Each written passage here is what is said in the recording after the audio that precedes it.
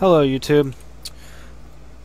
I have tried to record this video about 100 times now, and I want to set things on fire now because I keep just screwing it up somehow. I've failed to record my voice over this. I have just generally not done things correctly. Videos have failed. The thing has crashed. I just have had a ridiculously painful time trying to record this video. So I'm just sort of doing this on the fly, and if it's even somewhat decent, I think I'll just put it out, because at this point I just want to stab my computer screen. And it's been like 3 days, and I kind of gave up for a little while, but I'm getting it out now because I received a request on my breeder reactor design. I did learn something though, because when I built the breeder reactor before, it was instantaneously, what do you call it? It would instantaneously refill the cell.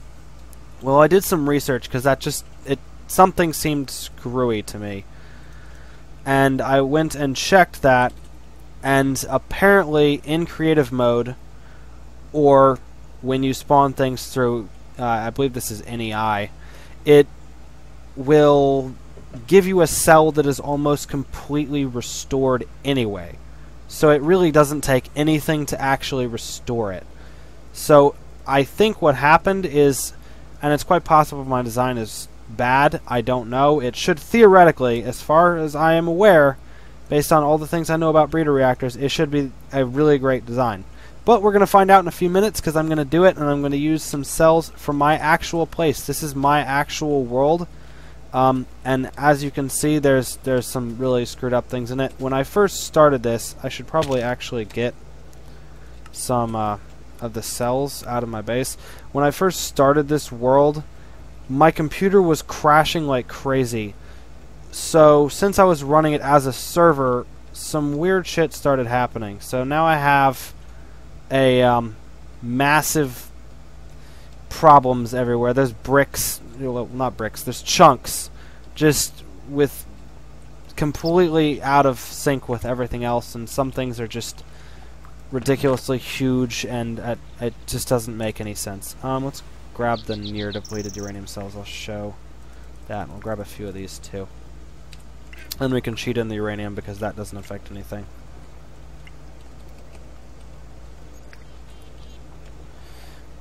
But these cells were actually from my reactor, so hopefully these will work correctly, whereas the ones that I spawned in before were not working correctly because they were already like 99.9% done, and they just didn't have a bar on them because they were spawned in and were stupid.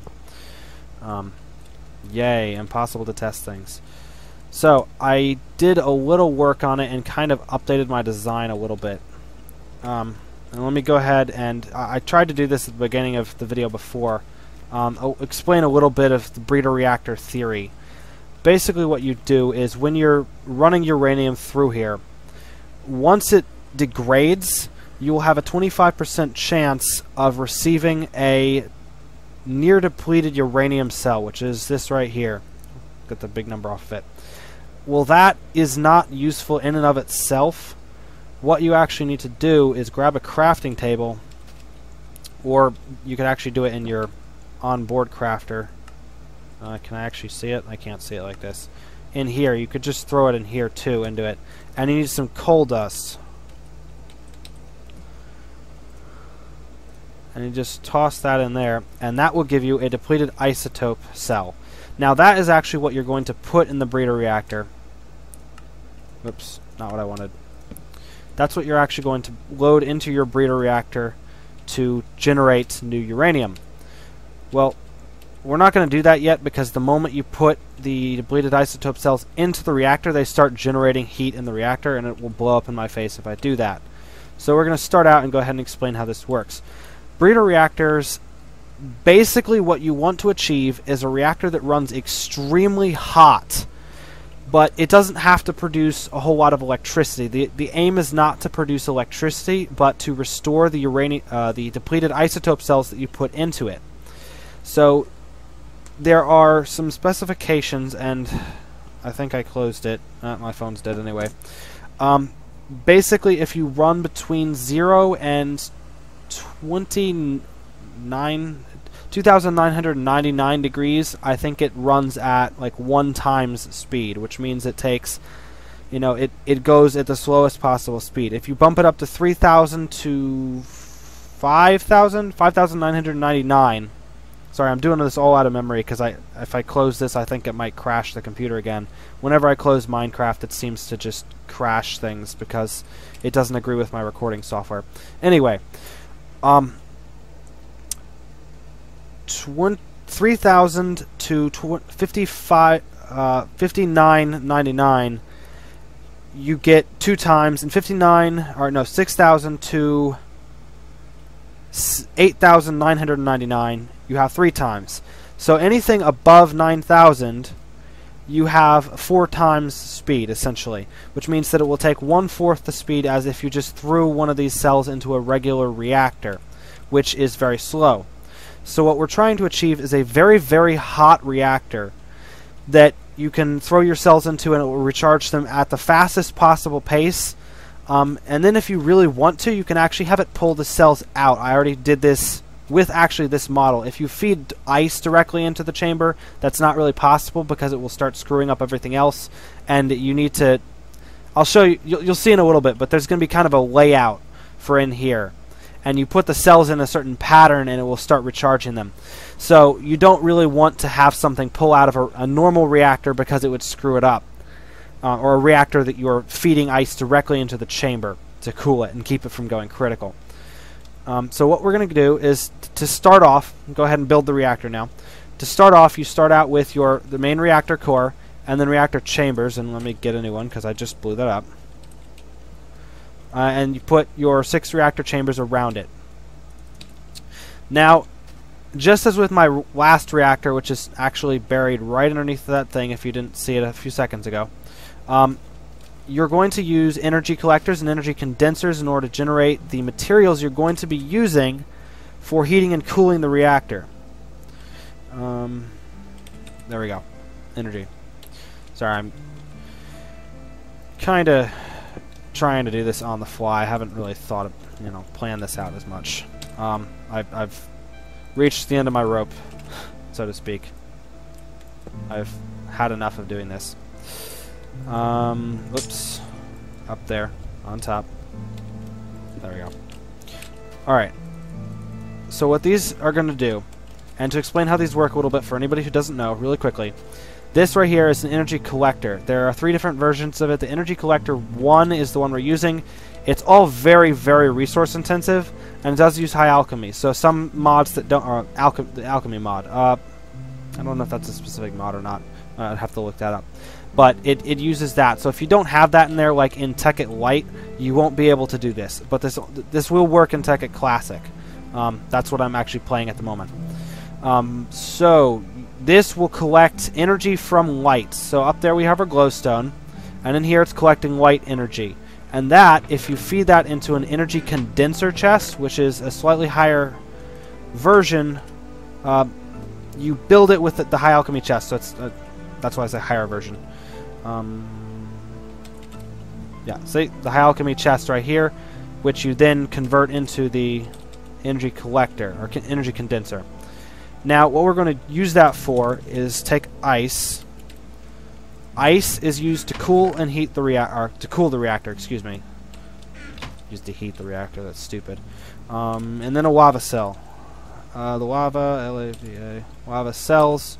We're going to put into this one, and the lava cells are used to heat the reactor. Now, you'll see in just a second. I'll show you how you actually do that. What we're going to do though is we have to actually pull the material out of the chest. So we're going to be using a filter, which is from Red Power 2. You throw the filter down. These are awesome, by the way. I use them for so many different things. It's ridiculous. And pneumatic tubes. Actually, hang on. We're going to be using a different type of pneumatic tube. All of these tubes right here are from Red Power. You have the fluid pipe, pneumatic tubes, and then you have redstone tube. Redstone tube is essentially a pneumatic tube. You can still transfer items through it, but this has redstone on it. So that is important for this case because we're going to be feeding power to it through the through that into the filter. What we're going to do before it gets dark, there we go. Yeah, monsters will spawn in here, so this is I normally play this not in creative mode. I do everything legit. But at the moment, just so I can do this and not have to run around grabbing materials, I'm cheating. Yeah.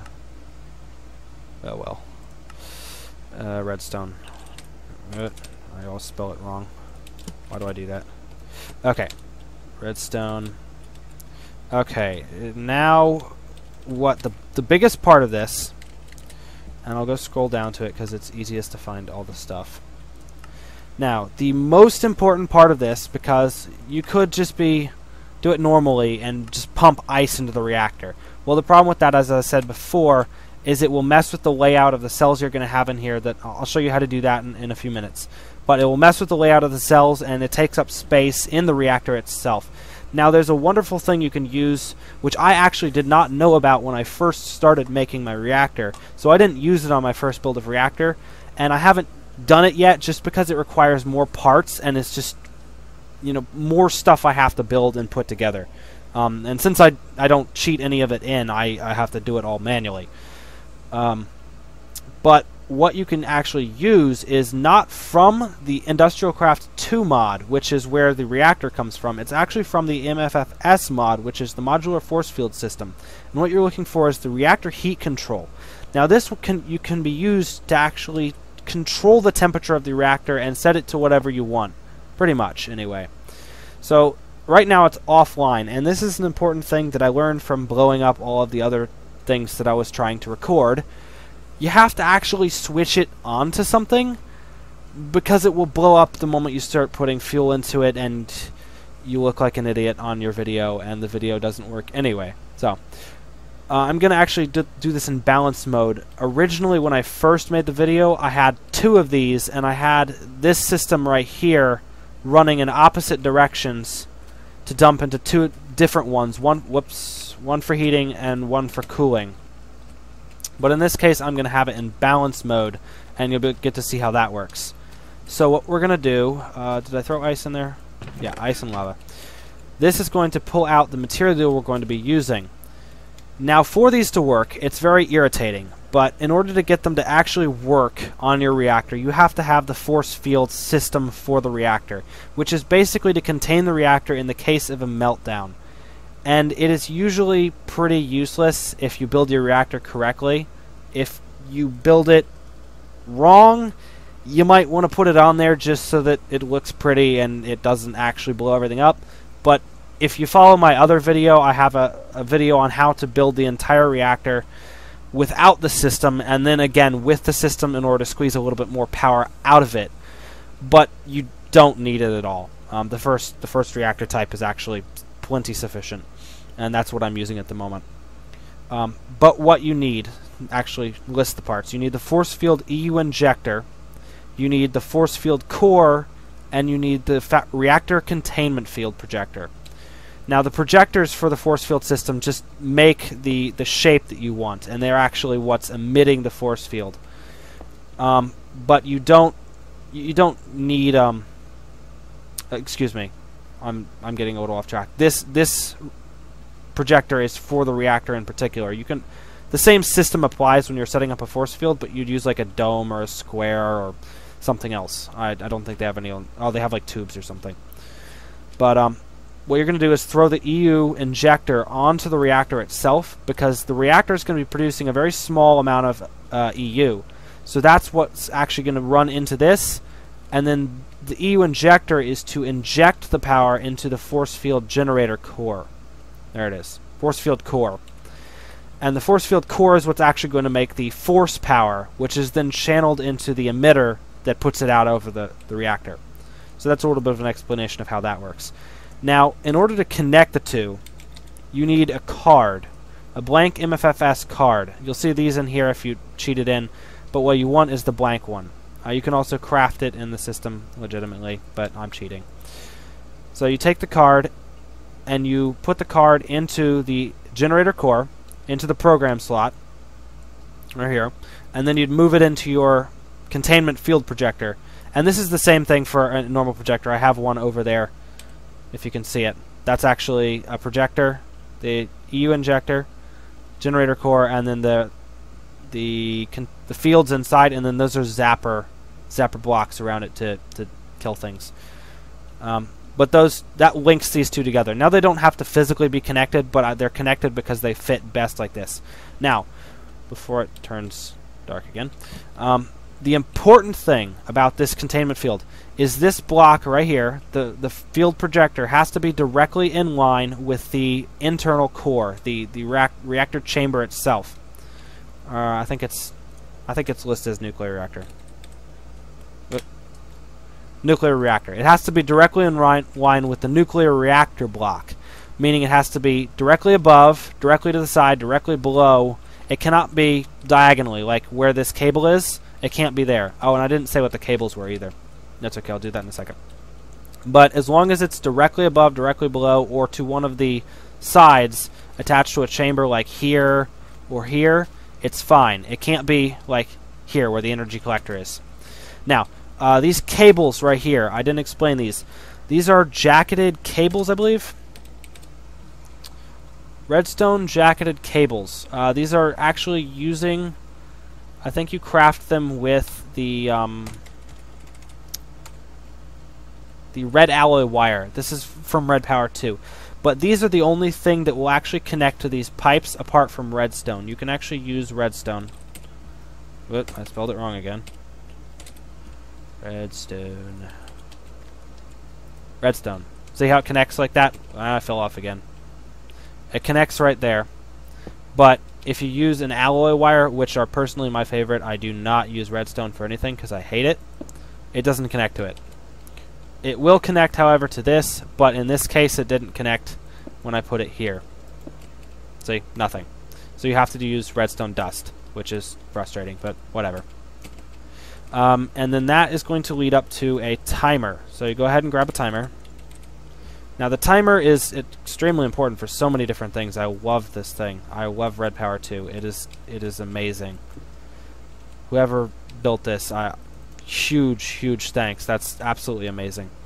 But what this is going to do is this is going to send power out through these into the redstone first, then out through the cables and down through your redstone pneumatic piping, and that's going to go into the filter, and the filter is going to be activated and pull material out of the chest and pump it into this. So what I was doing before is I was making it look pretty, and I'll put these on the correct side like that, and this is just going to pump ice into one side and your heating material into the other side, and since it's set on balance, it will keep it whatever temperature you keep it at. So this right here, target heat is what you want. The heat is the actual temperature, and the max heat's telling you when this is actually going to blow up in your face. Now, in order to turn this on, what I had done before, you can either throw like a redstone torch. I don't think you can actually put one on there. I don't think it will go onto glowstone. Okay, you can put one on the side, but that doesn't actually work. And wow, that's interesting. It actually throws it on there.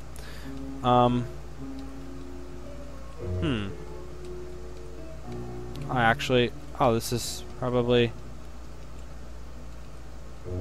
okay, I need to move this around. Now, if you notice, you can't actually mount any of the red power things on top of the glowstone, so you're going to have to build it off to the side. So let's grab those parts again, because I just broke them. We need an EU injector and a force field core. EU injector and generator core. And we're going to need to redo the card.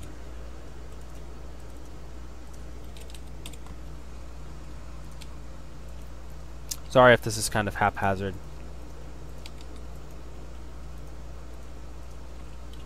Alright, now those two should be connected again. Now what you're going to do is take a cover. Covers are awesome too. They're absolutely amazing. Oh shoot, I'm breaking things. Ignore the man behind the curtain. I'm not doing anything. No one saw that. Okay. Now, what I had done before, you could probably throw a redstone torch on there, although it has a habit of breaking when the force field comes on. So what I love is the wireless receivers and transmitters. These are amazing. So you can just throw one of those down in there, and those haven't broken on me. So let's set that at 2. I don't know if I have. I don't think I have anything else in here. I might inadvertently turn on my force field, but that's okay. I can turn it back off. Okay. Now this will actually activate your force field, but at the moment there is no force power in here. So what we're going to have to do is throw a lever on the side because you don't want it to blow up.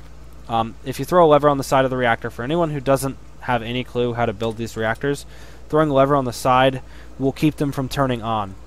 I think in Tekkit Lite they updated that so turning a lever on will actually turn it on and it will be off default.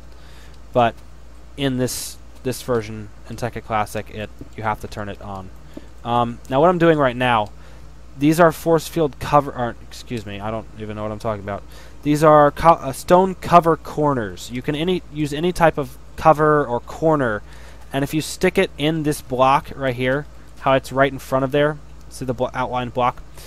That, if you put something in there, anything at all, it will keep the force field from actually spawning there.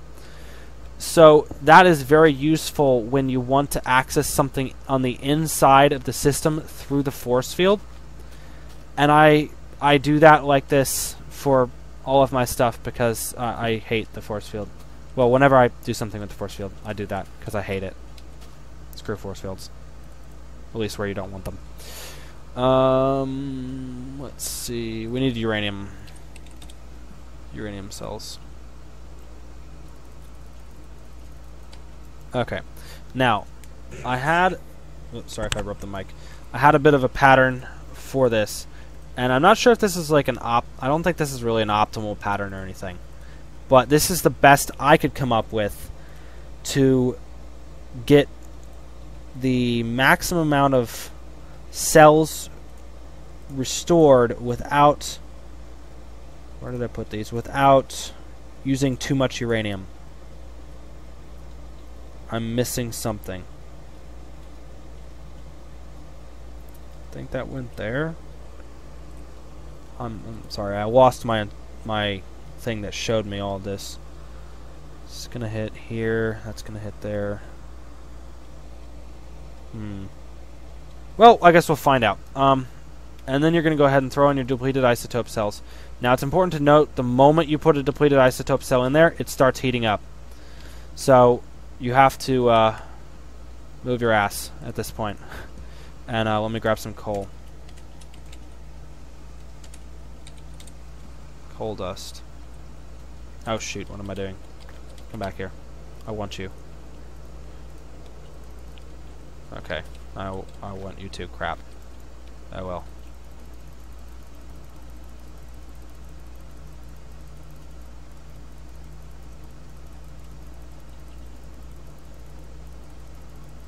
There we go.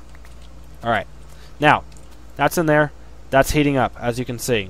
It's slowly building up, and it's going to blow up in our face if we don't do something. So, we got the timer running. We're going to go ahead and... Nope, nope. Nope! Creative mode powers, activate. Alright, we turn that on, which is going to make this heat up, and it's going to blow up very quickly, so we got to turn it back on. Alright, there we go. We're good. Sorry about that. But that's going to start building up force power. The moment you turn it on, it's going to start generating a little bit of electricity because there are some uranium cells in there, which is going to throw some EU into the EU injector, which has now turned on yellow and red, and then that's going to go into the force generator core, and then that's going to be ejected through the containment field, which will give you this lovely thing right here. And this is I hate it. I hate force fields. Well, this one anyway. But as you can see, these little cover corners keep the force field from spawning right here, so you can actually still go in there and do things. So now you can look at these cells, and I think this is going to take a lot longer than I thought to actually restore these cells, but that's okay, because, this actually isn't on hot, so we have to do that. Right now this This is normal speed, okay?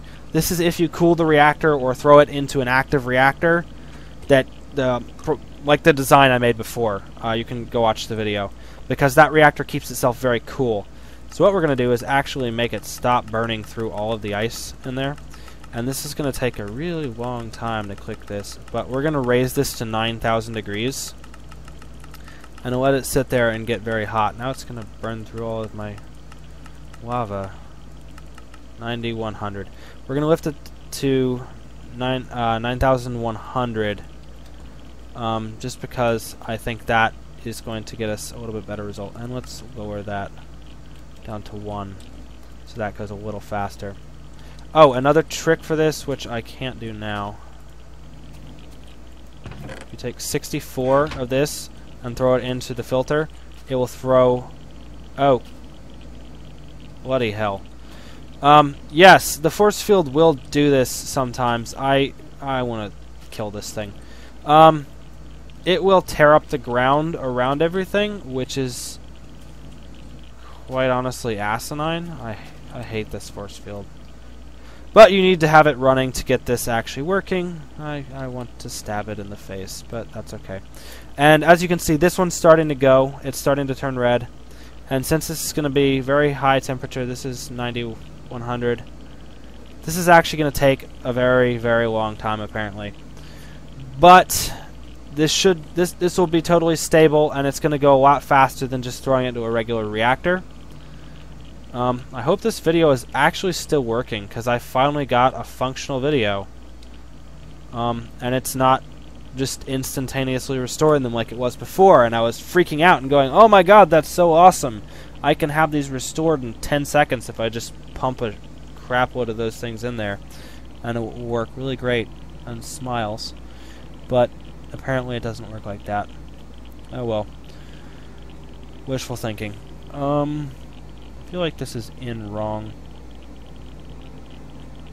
These don't see... No, those are going. That one's going there. This one's hitting that. Yeah, this should all be going. Yeah, they're fine. Some of them aren't going as well as others, though. I'm sure there's a better layout for this. So if somebody has a better layout, I would love it if you took a picture of it, you know, did the layout, screen capped it, and sent it to me. And I'll put I can even add the link to the video if you know a better layout, because I just kind of threw this together to try and get as little uranium cells in here as possible, hitting all of the cells in here. So this is, I'm sure it's not ideal. I put it into, there's actually a simulator. If you go look on the Tekkit wiki, there is a simulator for this stuff, and it will tell you all sorts of stats about how well a particular layout of uranium cells and different cooling devices will work and what it will do and the characteristics of it, which was actually really cool. And it said that this actually did not have optimum efficiency, this layout. I'm not sure what would, but you can play around with that and see if you can get a better efficiency out of it. I think this was like 3.41 or something like that. But if you want to do that, by all means do that, and please, if you find a better layout, please send it to me. I would love to know, because I'm planning on actually legitimately building one of these for my base, because I want to restore all those cells that you just saw. Those were all from my reactor, and I have at least like 64 more of them, and I don't want useless junk. I want, you know, uranium, because I use a lot of power for setting things on fire. I don't know. But anyway, here you go. This video finally works. Hopefully, we have yet to see. If it does work, then you're hearing it and you know it works. And if not, I'm probably stabbing my monitor. So, I hope you enjoyed it. And one more thing I forgot before I have all you fine people going and blowing holes in all of your stuff. It is very important to add one last part, which I completely forgot and luckily remembered it before I actually posted the video. Now, this part is what keeps everything from blowing up. So it's very important, and I'll explain how it keeps it from blowing up in just a second. First of all, let me tell you what it is. There are actually 3 different versions in the game. Now, the version I prefer is called the dimensional anchor. The dimensional anchor is my favorite, and I'll explain why in just a second. There's also the world anchor and the teleport tether. The teleport tether. There we go. Now, let's lay them out right here. I have never used the teleport tether. I know nothing about it, and it doesn't have any exciting menus when you click on it. It does nothing. The world anchor also does nothing. I have used it, however. I do know that it works. I can verify that. But it's not very exciting and doesn't really do anything for you. And it also takes a decent amount of material. Like, let's see if I can actually pull that up. Oh, that cheated it in. I didn't want that. One recipe mode. Okay, so this is pretty easy. The teleport tether is just iron ingots and a lapis. The other one was world anchor is 3 obsidian, 2 diamond, and 4 gold. So that one's a bit resource intensive and is kind of a complete waste in my opinion. The dimensional anchor, however, is a block of iron and 4 gold, which is still a little resource intensive because gold's a little hard to find, but who cares, because this one's awesome. This one I can load, you know, however many chunks I want, and you can actually see the chunks that are loaded. There is a control option in controls. It will tell you Railcraft anchor aura and show force loaded chunks. Both of those do the same thing. That's why I had them both set as F12. The Railcraft anchor is the world anchor. The same thing with the anchor cart. The anchor cart, I'm assuming, is so that you can have carts moving around, and it will keep that section of track loaded with the carts on it, so they'll just keep driving around even when you leave the area. But I don't use Railcraft that much, so I'll probably use it when I actually do, but in the meantime I don't. So what I love is the dimensional anchor, because, well, you see right here, nothing in the sky, right? Hit F12, which was my key. Over there, that's just a mess. So I'll explain that in a second. But right here, this block right here is keeping this chunk loaded, which is actually the really screwed up one if you look. Oh shoot, it won't let me do things now. No, let me do them. There we go. So this chunk right here is the really screwed up one. That's why I've got like a winter biome, and then it goes into the ocean. And the ocean goes, well, that's not quite the ocean. The ocean's over there. Anyway, this block will keep this chunk loaded.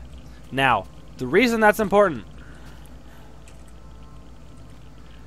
if you don't have this chunk loaded, you run into a small problem between 2 of the different components in your reactor. Those being the nuclear reactor itself and the red power materials, which are the filter and the timer. Now what happens is when you leave the area, for example, I fly away, see nothing's over there, there's actually nothing, now there's things. Well, that will happen to that area over there. So whoa. Frame rate! Okay. That will happen to that area over there. I'm not actually going to fly that far away. I'm going to have to go really, really far because I set my settings ridiculously high. I think it keeps most of these chunks loaded all the time. But if you were to go far enough away, this whole block would deload. It would no longer be running in the system. And the problem with that is when you leave the area, things like sheep and ducks, not ducks, chickens and whatever, they stop running around. Well, the same thing with the timers and the filters. And I'm sorry if I'm making anyone dizzy and I just fell off this stupid cliff again. Once you leave the area, all of those shut off. However, the reactor, the nuclear, the radiation coming from the reactor, or more specifically stored in the reactor, that's actually what's restoring the cells, and the heat building up in the reactor, all keep going. Which is very unfortunate, because the moment you leave the area, your cooling system shuts off. and your reactor then continues to run and will blow up because it overheats. So the same physics for the reactor apply when you leave the area. However, the same physics for the cooling system do not, and they will shut off.